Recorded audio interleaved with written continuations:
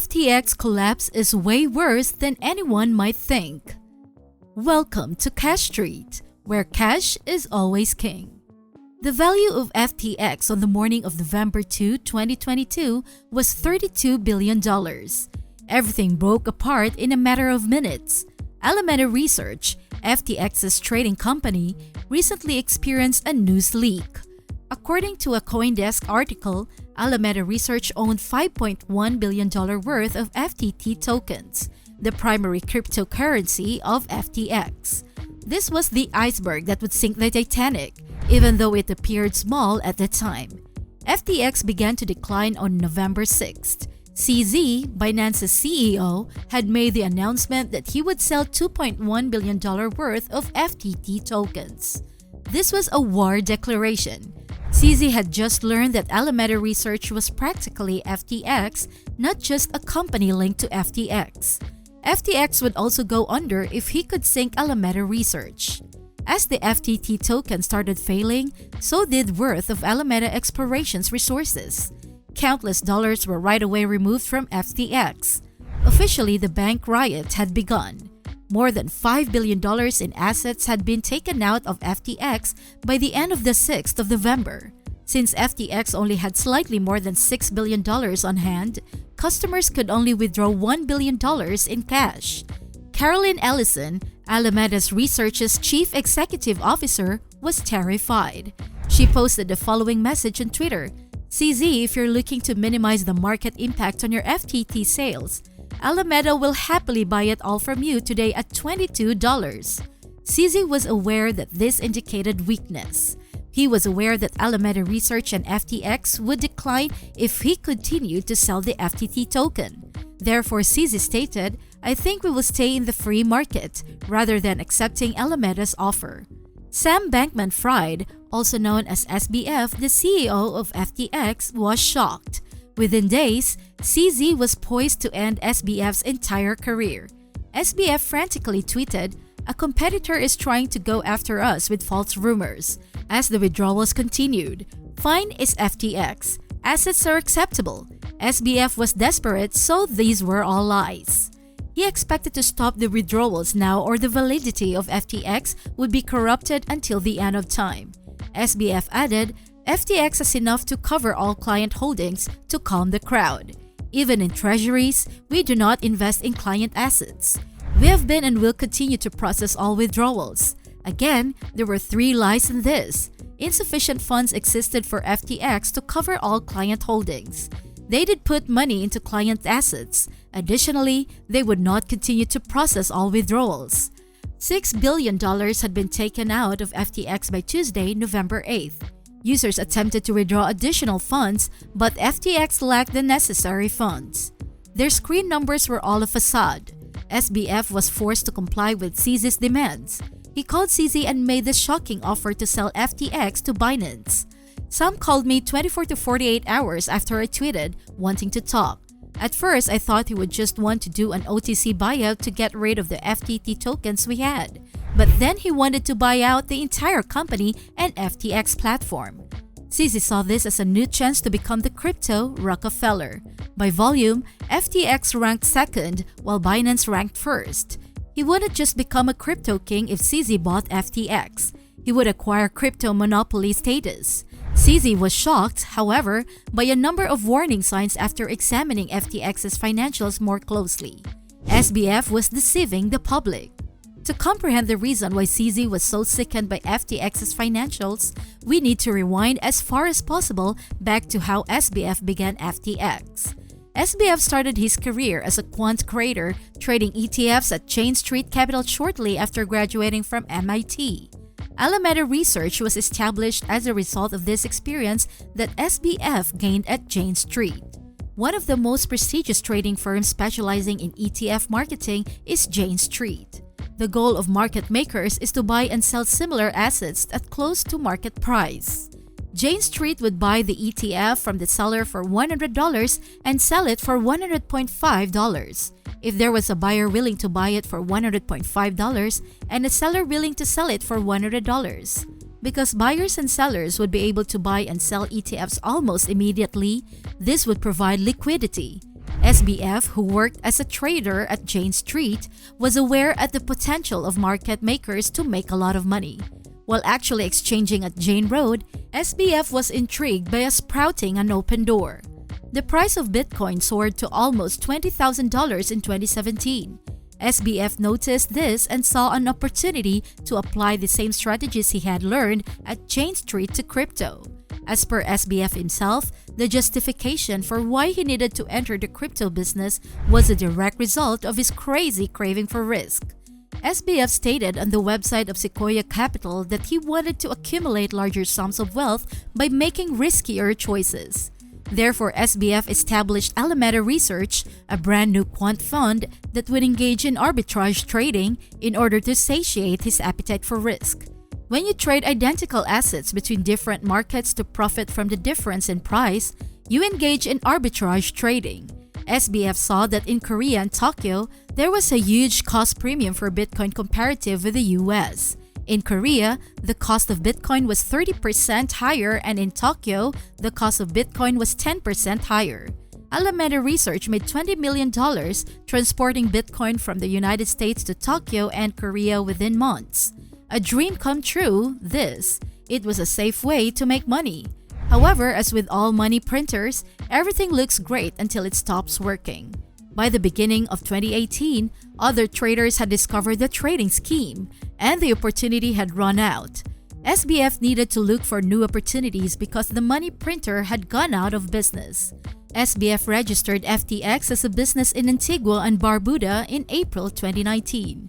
One of the greatest tax havens in the world is Antigua and Barbuda. IBCs, or International Business Corporations, in Antigua pay almost no taxes. Therefore, SBF incorporated numerous FTX subsidiaries after incorporating FTX in Antigua and Barbuda. The Bahamas-based FTX Digital Markets Limited, which would serve as FTX's headquarters, was one of these subsidiaries. This marked the beginning of SBF's biggest project yet. Binance's CZ contacted SBF within the first 6 months of launching FTX. CZ was interested in purchasing a portion of FTX because it saw the exchange's potential. Therefore, CZ made an offer for SBF in October 2019. He would pay $100 million to acquire 20% of FTX. SBF saw the $100 million as an opportunity to accelerate FTX's expansion, knowing that Binance was the industry leader. SBF accepted CZ's offer as a result. SBF was unaware at the time that this would be the worst choice he would ever make, but more on that later. Alameda Research played a crucial role in the cryptocurrency exchange's success for the first year after its launch. Through market making, Alameda accounted for nearly half of the FTX trading volume. Market making, as we talked about earlier, is when a company buys and sells the same asset at different prices to speed up trading.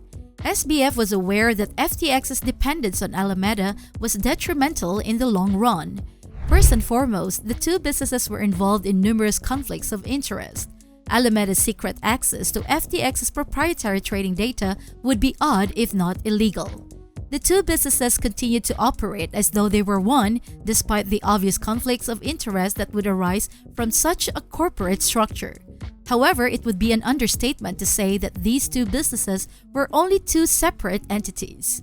SBF and his team set up a complicated corporate structure to avoid cryptocurrencies being subject to a number of regulations. SBF and his team developed a structure of entities rather than just two. That would be challenging for accountants to follow. Alameda Research, for instance, had multiple entities. One was Alameda Research Limited, a company based in the British Virgin Islands. Alameda Research LLC, a U.S. company based in Delaware, was one more. Through Alameda's British Virgin Islands entity, SBF was able to continue operating in the United States thanks to this structure. It is essential to comprehend that despite SBF's intelligence, he may also exhibit extreme laziness. He once admitted playing League of Legends while on phone calls frequently. Soon, SBF's laziness would surface. In Gibraltar, a British overseas territory, FTX applied for a license in May 2021. A request for information from the company's largest shareholders was one of the license's requirements.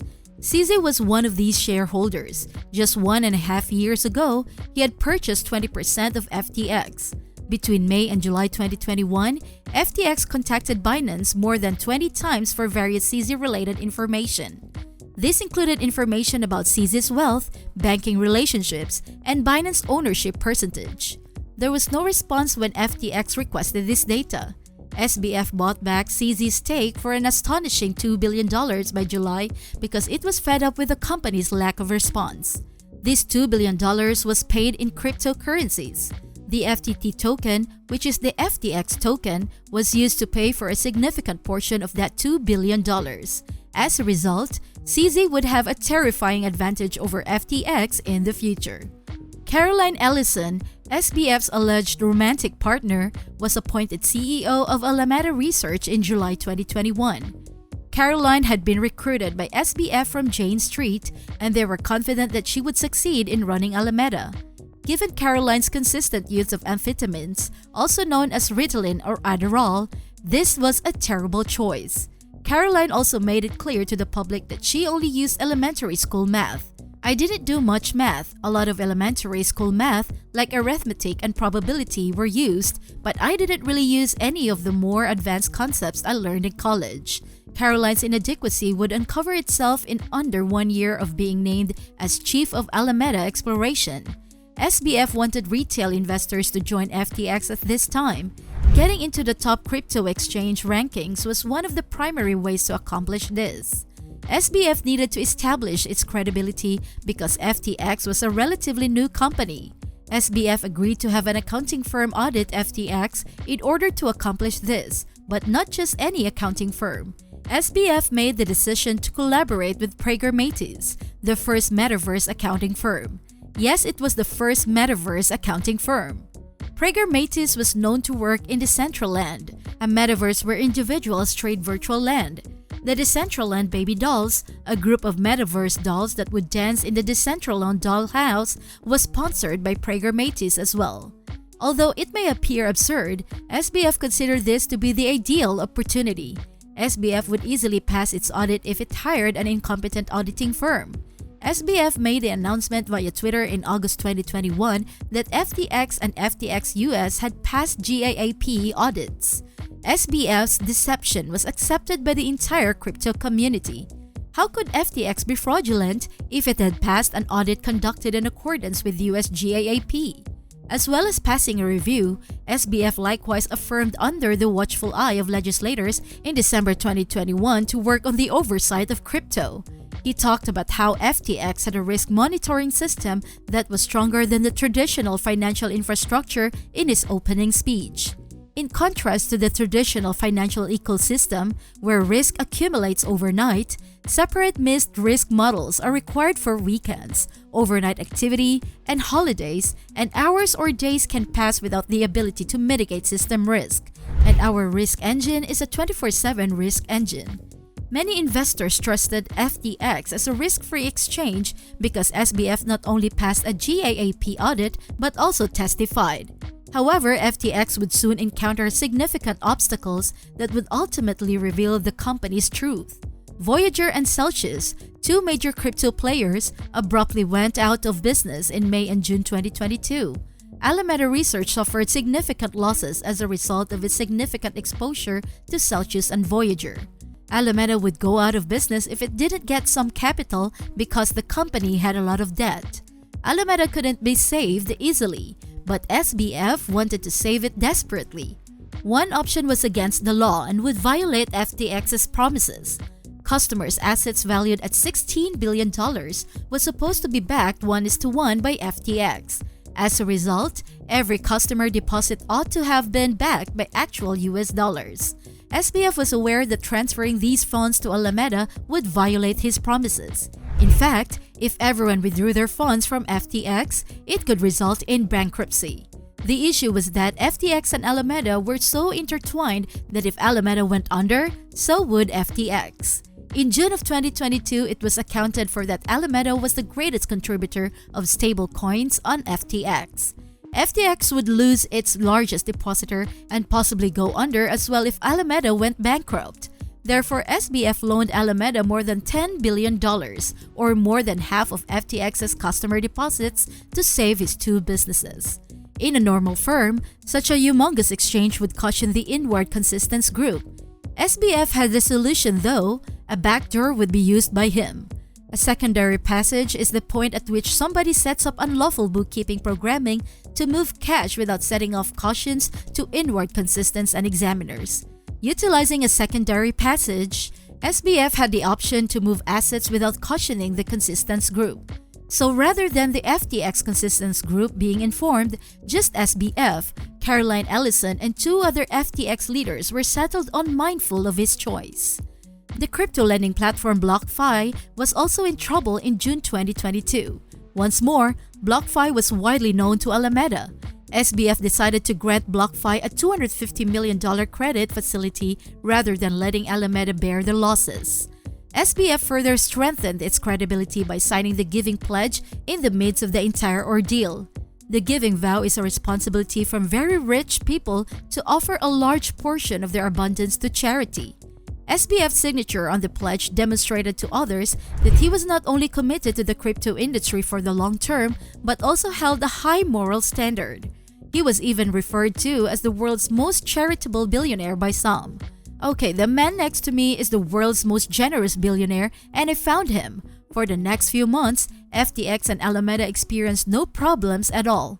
SBF's ego took over because everything was going according to plan. SBF was dissatisfied with the fact that FTX still ranked lower than Binance in terms of trading volume.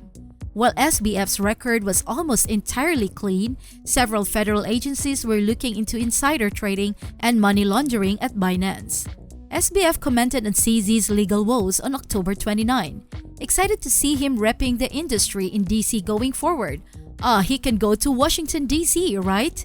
CZ's anger at SBF's words was understandable. SBF implied that CZ would testify against his criminal actions in DC. SBF has a significant appetite for risk, as I mentioned earlier in his video. Adrenaline, ego, and risk fueled his criticism of CZ. But CZ wouldn't just let SBF treat him that way. He was about to end SBF's life for good. CZ knew that his FTT tokens gave him a lot of leverage because he had more than $2 billion in them. As a result, Alameda Research's balance sheet was made public on November 2 by a leaked report. As indicated by SBF, CZ was the person who released the report. CZ began selling his FTT tokens just 4 days later. CZ received SBF's offer to acquire FTX by November 8th. CZ consented to the offer subject to one condition: he could terminate the agreement at any time. CZ was appalled by the hole that SBF dug himself into as he looked over FTX's financial statements to purchase FTX. Alameda's assets had mysteriously vanished, worth anywhere from $1 billion to $2 billion. Yes, billions of dollars vanished in a baffling way. Due to the cost of billions, CZ was unable to avert the FTX catastrophe. CZ immediately pulled out of his deal to buy FTX as a result. Soon after, it became abundantly clear that the user funds had been misappropriated, and it became abundantly clear that he had lied to his customers, investors, VC investors, and employees. At that point, I thought I wouldn't because we couldn't trust any of the data in the data room. Along these lines, it's very difficult for us to take care of business. As a result, we only got so far. SBF made the announcement later that day that he would be seeking $9.4 billion in rescue funds. The size of the request demonstrated that FTX in 2008 was not like Lehman Brothers.